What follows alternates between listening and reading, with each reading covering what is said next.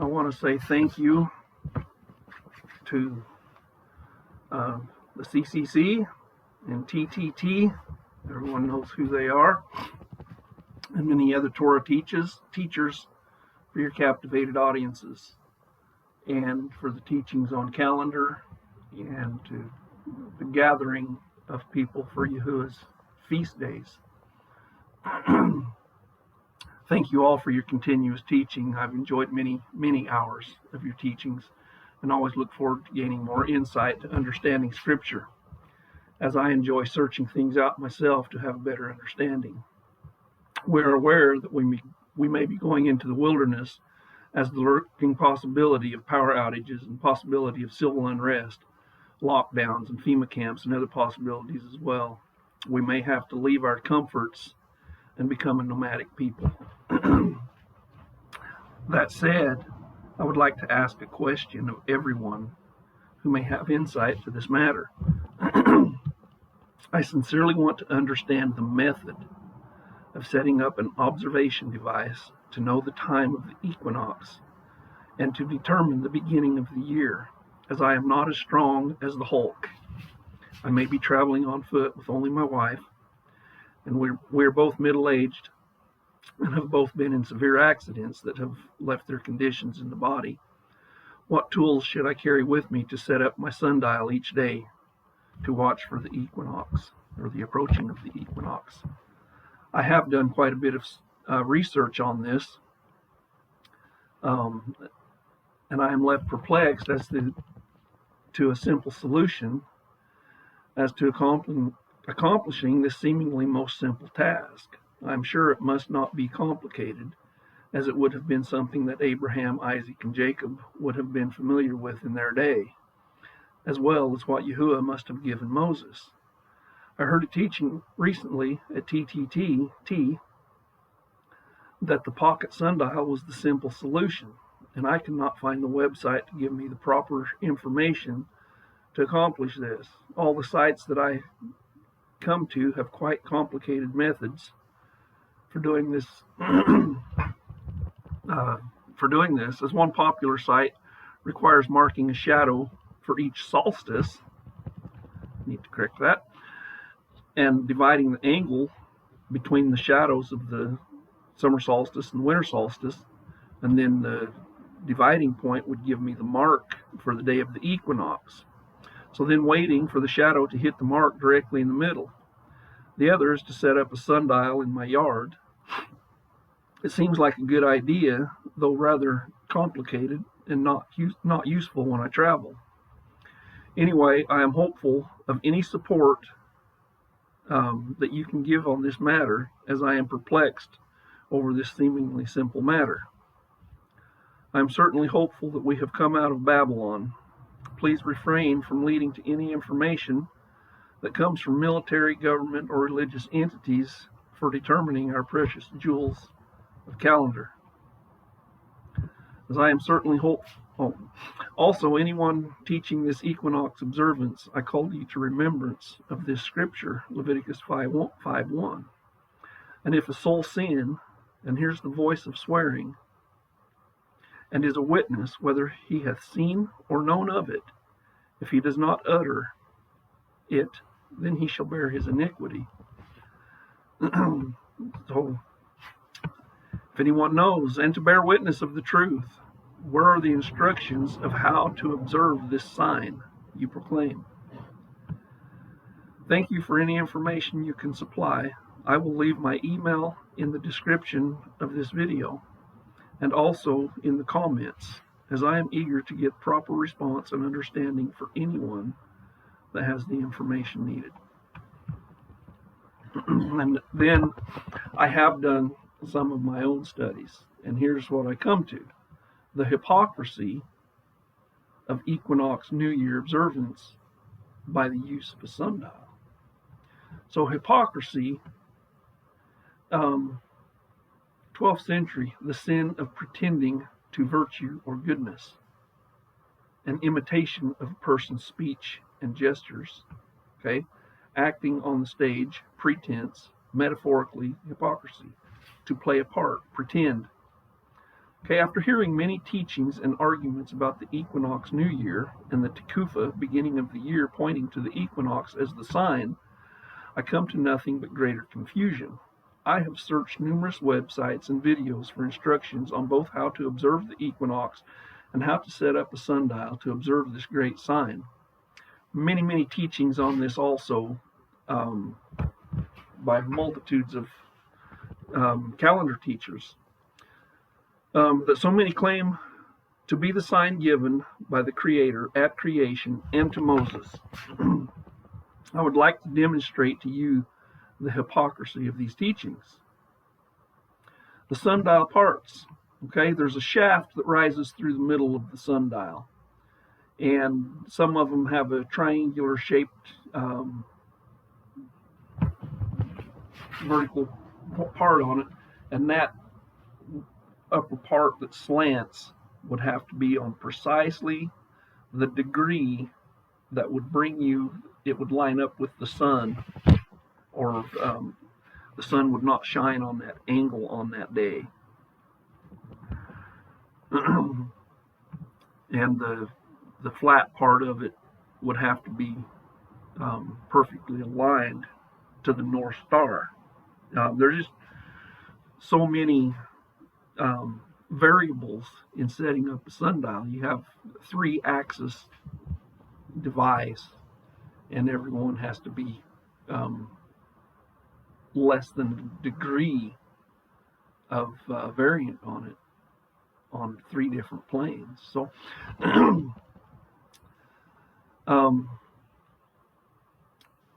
so that shaft must point precisely at the correct angle to have no east-west or north-south variant shadow, or observation will be incorrect. This must be determined at precisely noon, not 5 minutes before or 5 minutes after. In setting up the sundial for the exact north-south alignment, let's determine if we are using the magnetic north or true north, as this will throw off your settings. There is a variant of 10 to 16 degrees difference in the two. The sun moves east to west at 0.25 degrees per minute. 1 degree would be 4 minutes, or 5 minutes would be 1.25 degrees. The sun also travels north to south at approximately 0.26 degrees per day. 1 degree of error would be equivalent to 4 days of error in observing this great sign. If you are 4 days early, I suppose you could correct your device. Now we must also consider our GPS grounding system. If you travel for 1 hour at 70 miles per hour, you will move about 1 degree, east, west, north, or south. This whole idea of keeping time and determining the new year for keeping the feasts and Sabbaths by using this great sign of a shadow or of no shadow of turning is impossible, impractical, and illogical. The numerous geological sites around the world are evident that people have spent vast amounts of time building these structures. They could certainly be used for observing the seasons of the year, or even for navigation, as a permanent landmark that could give a sense of direction for departure, though most were used for observing the pagan worship practices of their sun gods. If you have ever tried to make a door jamb and get it perfectly square on all 3 planes, then you understand a little of the difficulty of setting up a sundial on the fly to observe this great sign. Those that teach these things keep their audience so caught up in mysticism they never actually consider the practical use of the things taught. And I'm speaking to the audience on that.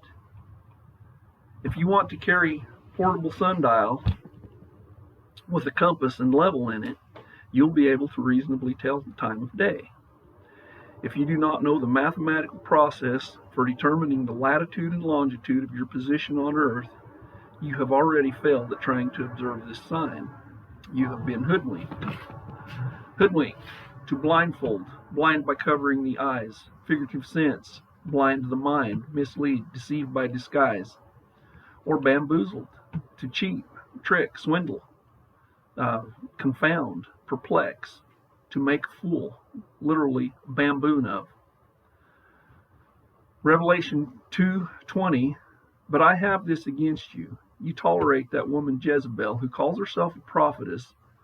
By her teachings, she misleads my servants to be sexually immoral and to eat food sacrificed to idols. So if that is a wrong doctrine, then that is absolutely food sacrificed to idols. Many teachers have taught on this and have determined that they themselves are right and that every prophet in Scripture that spoke of the moon for dates is a liar, and also declared that you are not gifted enough to search a matter out. And they are they that create lying signs, or great signs and lying wonders. Deuteronomy 16:1, observe the moon of Abib, and keep the Passover unto Yahuwah thy Elohim in the month of Abib. So we have moon month.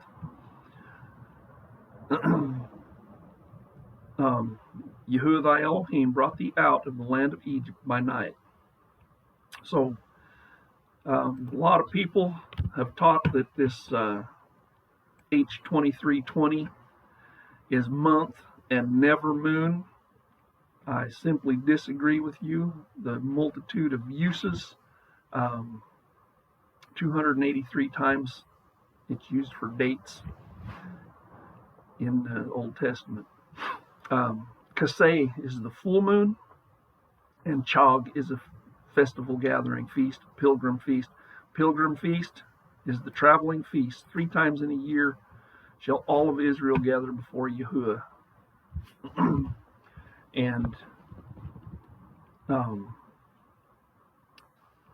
anyway, I'm not going to get into a whole bunch of calendar, how I see it. I want someone to determine how to observe this great sign of the equinox without going to the Vatican or NASA or the military for their sign, the day of their sign.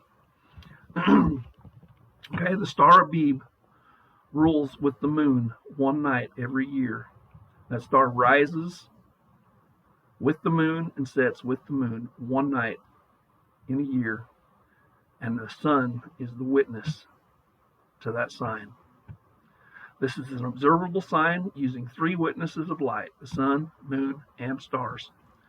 The star is observable all year with the naked eye. Anyone with determination to understand can find these witnesses. Anyone interested, Michael Shabbat has hundreds of videos on calendar. I can put a link to him in there also, but I'm not here about that. I'm here for the witness of the sign that you declare on your equinox Tekufa. Okay, this website here is a Tekufa observation, equinox observation site in California.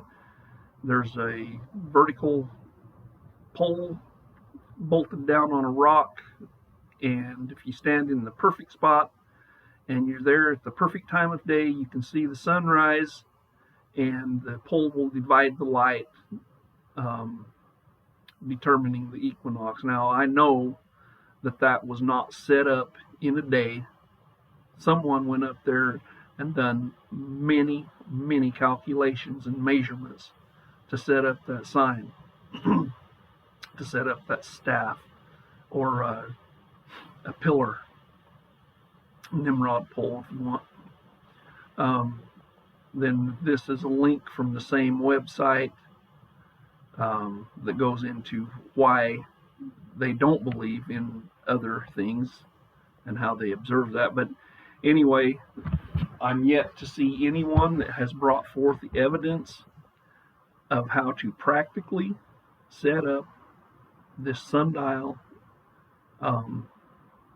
so that I can be where I am, whatever day. If I'm traveling and I spend the night in a motel, how do I observe the day of the equinox? Verify to me, for the world, how to observe this sign, so I can know the beginning of the counting of my year. Shalom. I didn't mean this to be offensive, but yes, I do mean it to be a challenge. And not only to those, any that teach this, any that know this, I'm asking you for the benefit of all to bring forth the witness and the instructions. Shalom.